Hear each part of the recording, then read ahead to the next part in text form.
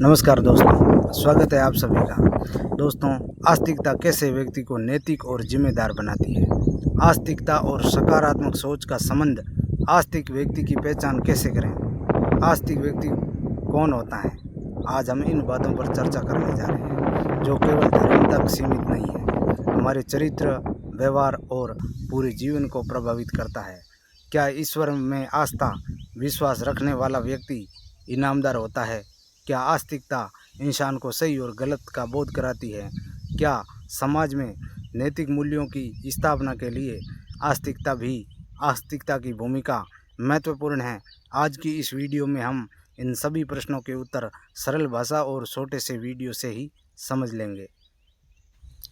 आस्तिकता का सामान्य अर्थ है ईश्वर, सत्य, धर्म और उच्च नैतिक मूल्यों में विश्वास रखना। केवल मंदिर जाना, पूजा पाठ करना, अनुष्ठान करना ही आस्तिकता नहीं है। सच्ची आस्था का अर्थ है सत्य का पालन, दूसरों के प्रति करुणा, अपने कर्मों की जिम्मेदारी लेना, ईमानदारी और न्याय पर चलना। नैतिकता वह शक्ति है जो हमें सही और गलत का अर्थ समझाती है।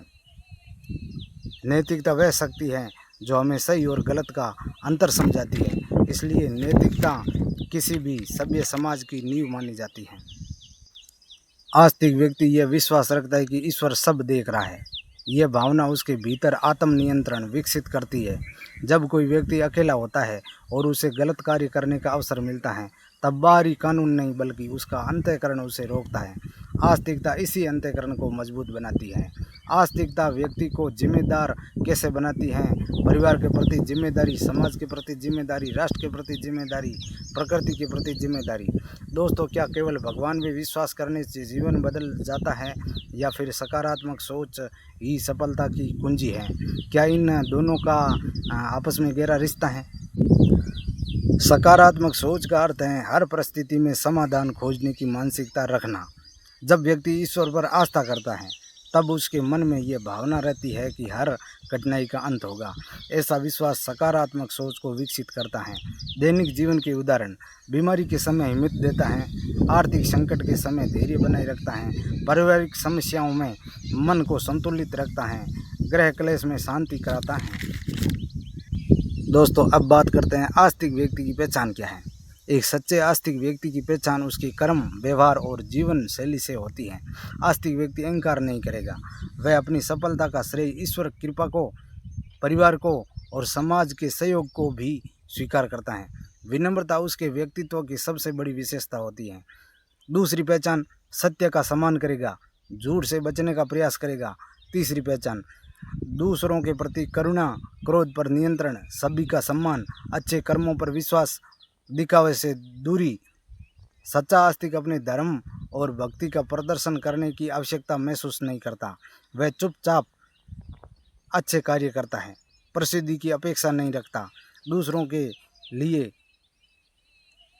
कर्म ही सबसे बड़ी पूजा है। जो व्यक्ति ईश्वर में इस प्रकार आस्था रखता है, उसे सामान्य रूप से आस्तिक कहा जाता है। लेकिन केवल ईश्वर में विश्वास करना पर्याप्त नहीं है, उस विश्वास को अपने व्यवहार और कर्मों में उतारना भी आवश्यक है। आस्तिकता केवल धार्मिक आस्था नहीं बल्कि जीवन की सही दिशा देने वाली एक प्रेरक शक्ति भी है।